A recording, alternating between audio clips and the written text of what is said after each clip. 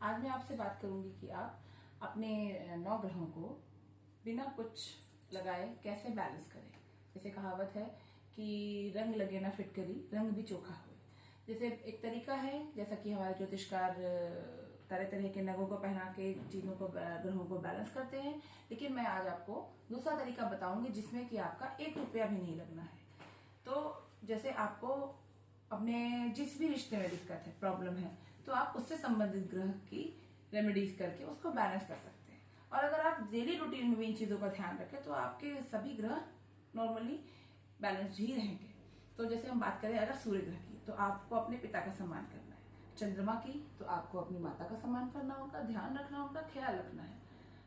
बात करें अगर बड़े भाई बहनों की, तो बड़े भाई को बृहस्पति दिखाता है, तो अगर आप अपने बड़े भाई का आदर सम्मान करते हैं, उनका कहना मानते हैं, तो आपका बृहस्पति ग्रह बैलेंस रहता है। छोटे भाई बहनों के लिए मंगल ग्रह होता है। अगर आप छोटे भाई बहनों के साथ में प्रेम पूर्वक संबंध बना कर रखते हैं, तो आपका मंगल ग्रह मजबूत बना रहता है, जिससे कि आपको मंगल ग्रह से संबंधित कोई भी प्रकार की दिक्कतें नहीं आती हैं। फिर आता है आपका बुध ग्रह। बुध आपके छोटे बच्चे होते हैं, बालिकाएं होती हैं, तो बुध ग्रह को बैलेंस करने के लिए आपको छोटी बालिकाओं का खास ध्यान रखना है। आप कभी उनको कुछ मीठा खाने को दे दिया, कभी कुछ आपके घर में आपके भांजे भतीजे हैं, भांजियां हैं, उनको कुछ हमेशा कुछ ना कुछ उपहार देते रहें।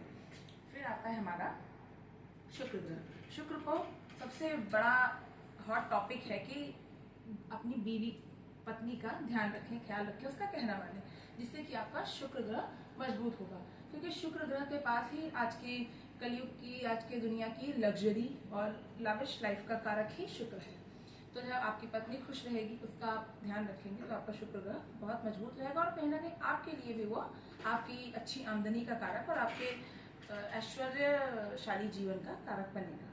इसके बाद में हम बात करते हैं शनि ग्रह की। शनि ग्रह में आता है हमारा नौकर चाकर, जितने भी होते हैं, आपके गेट कीपर्स हो गए, आपका ड्राइवर हो गया, सब इन सबको आप अगर कभी इंसल्ट नहीं करते हैं, उनका ध्यान रखते हैं, उनको समय समय पर त्योहार को उपहार देते हैं, तो आपका शनि ग्रह बैलेंस रहता है। फिर आते हैं हम अपने राहु और केतु पर। राहु ग्रह के लिए आपको, जैसे राहु का मुख्य जो कारक होता है वो आपके बाबा, दादा और आपके ससुराल से संबंधित रिश्ते हुए।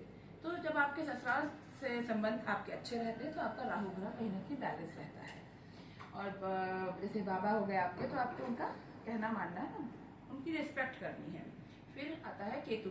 केतु आपके साले को दिखाता है, मामा को दिखाता है, गुप्त विद्याओं को दिखाता है, और कहीं ना कहीं अगर भाई बहनों के संबंध अच्छे नहीं, तो वो भी केतु ग्रह की खराबी से होते हैं। तो आप कोशिश करें छोटी छोटी बातों पे भाई बहन आपस में अनबन ना करें।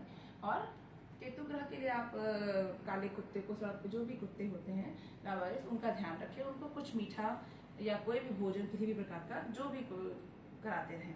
और उसके अलावा जैसे गुप्त विद्याओं का भी कारक केतु होता है, तो कुछ ना कोई विद्या आप जरूर सीखें और हमेशा सीखते रहें, जिससे कि आपका जब जैसे कोई ग्रह बुरा है, तो अगर उसकी एनर्जी आपने कहीं और डाइवर्ट कर दी, आपने किसी चीज में इंगेज हो गए, कोई पढ़ाई में, किसी एक्टिविटी में, तो कहीं ना कहीं वो बुरी एनर्जी आपकी अच्छी एनर्जी में ट्रांसफॉर्म हो जाती है, तो आपका केतु ग्रह बैलेंस रहता है। तो ये थी मेरी 9 ग्रह की, जैसे आप अपने रिश्तों को बैलेंस करें, ध्यान रखें।